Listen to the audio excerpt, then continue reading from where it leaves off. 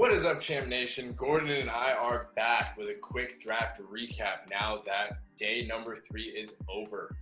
We wanted to give you a recap on some of the picks we loved and one pick that we hated after watching a draft that had some people up in arms and some people loving their teams.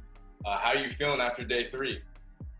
After watching all the drafts come through and come to a close, there's been some interesting picks, some picks that we thought were going to happen. I think it's going to be interesting to see where these new guys fit into their teams. Definitely. And I know both of us were pretty upset with our own teams, so I can't even imagine how others feel about theirs.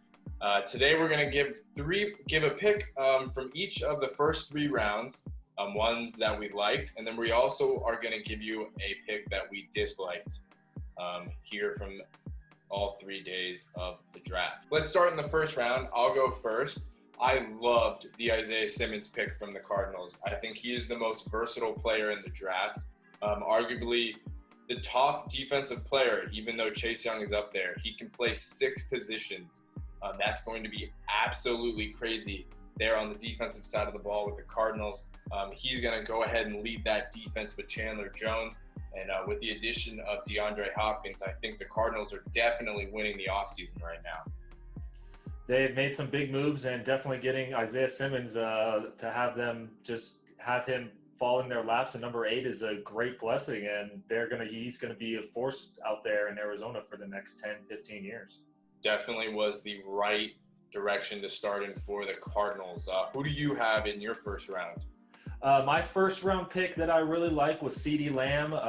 While the Cowboys weren't necessarily looking for a receiver after signing Amari to a franchise deal this past offseason, CeeDee just kind of fell to their laps. And you know what? Many considered him to be the top wide receiver prospect. And you know what? At the end of the day, putting him opposite of Amari and having Ezekiel in the backfield, no matter who's the quarterback, whether it's Dak or someone else, they're going to be a very good offense with him out there wide with Amari. Definitely, and as I said in the last video, I love CeeDee Lamb. I think that he's one of those guys where when he falls in your lap, you can't give him up. Moving on to the second round, who did you have there? For my second round pick, I actually had the first one of the day, T. Higgins, going to the Bengals. I think Joe Burrow is going to need some help. A.J. Green is 32, I believe, and getting a little bit older. He's had a couple injuries the past couple years. Getting a new wide receiver to help him opposite of A.J. will have Joe Burrow having some additional help will definitely get them going early on in his career. T. Higgins, he's from Clemson. He has big game experience, and you know what? He played against Joe in the national championship game, so they're already a little bit acquainted. So. Definitely love the T. Higgins pick. Exactly what you said. He's played in those big games. He's been at Clemson for a while, so he understands the big plays and the big moments. I think that he's skilled in all sorts, and that was a heck of a pick to start getting Mr. Burrow some weapons there in Cincinnati. My pick in the second round, back to the Bucs, a team that everybody's been talking about. Antoine Winfield Jr., a safety from Minnesota. He was the 3rd or 4th best safety in this draft, and safeties seemed to drop for some reason. But he fell right into the lap of a team that definitely needed help out there in the secondary. They got their guy in the first round with Wirfs, and I think they did get their guy and who they wanted in the second round in Antoine Winfield Jr., whose father played in the NFL and was also a magnificent player, had a great long career. And I think that he's definitely going to help shore up that defense that's already solid. You know, I actually read a tidbit that Antoine Winfield Sr., his father, picked off Tom Brady in like 2000 or something, and now his son is his teammate down in Tampa Bay. So you know something's going to be coming of that from one side or another. Exactly. And finally, let's talk about the third round.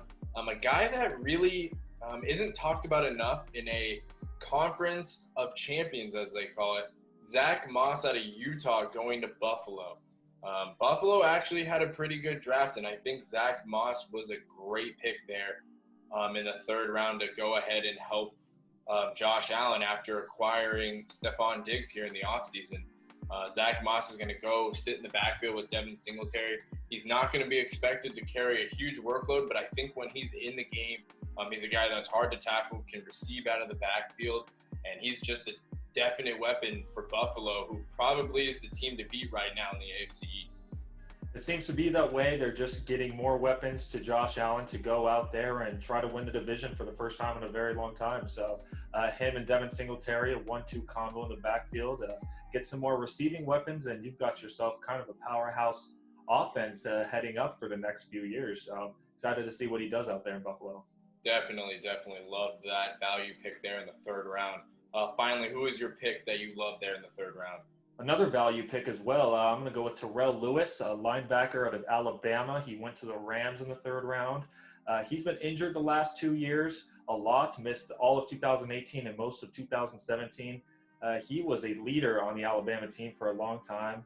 Despite missing those 2 entire seasons, he's going to be good in the NFL if he can stay healthy, and I'm excited to see what he does to help replace Dante Fowler there in the Rams defense. Definitely. He's definitely a guy that's an interesting case. He's a little bit undersized for a Bama guy, but after watching his highlights, he's definitely a guy who can make something happen there. Faced a little bit of injury problems, but I think that in the 3rd round, that was a huge value pick at a position that they definitely needed to fill with the loss of Dante Fowler, as you said, and also Clay Matthews. So the Rams are looking to definitely make the right picks this year after losing a ton here in the offseason already. Finally, our last category, the category that we all know I love, the hate category.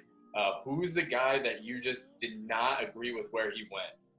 I'm going to go with Jonathan Taylor. He was not a player that I expected the Colts necessarily to get, not because he's not talented. We were just expecting a team that was kind of more in a win-now mode, ready to just get an extra compliment back to their already loaded or semi-loaded backfield. Jonathan Taylor is capable of carrying the team for a while, but I think Quentin Nelson is good, but I think the rest of the line needs a little bit more shaping up because one man isn't going to help carry the Colts offense, especially when they stack the box against Jacoby Brissett or Jacob Eason, whoever the quarterback's going to be. Definitely. The Colts had an interesting draft. They went with Pittman there in the 2nd round and then went offense again and drafted Jonathan Taylor, a guy who we both love. We think that he's going to be a great player here in the NFL. I'm going to go with arguably my worst pick in the draft. I'm still mad after watching this. As an Eagles fan, I don't understand it. Jalen Hurd. I never really liked him in college. I thought that he was a product of the systems that he was in. And why are you drafting a quarterback who seemingly people think can start here in a few years when you have a quarterback who is signed to hundreds of millions of dollars?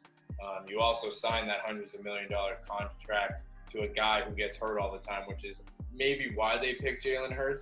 But it was just a pick that, for where it was in the draft, it really didn't make sense. They needed a linebacker or another guy in that secondary to help them on the defensive side of the ball. And realistically speaking, later in the draft where Jacob Eason and Jake Fromm went, they could have gotten them then. I really didn't understand why they went so early on Jalen Hurd, along with some of their other picks that we will discuss early next week in another video. With that being said, I think that we are both still baffled at the 3 days of the NFL draft that we saw. We are excited to go through team by team and more of the ones that we loved and who won the draft and those who we think absolutely lost the draft and went in the wrong direction. We appreciate you all tuning in. Please fill in down below, as always, who you thought were the wins in the 1st, 2nd, 3rd round and a pick that you did not like. We always love to see that. Hit that like button and subscribe button. And we will see you early next week with our draft analysis in full. And if you have any teams that you want to hear, let us know. We are more than happy to talk about them. And with that, we are signing off and hope you all have a great weekend.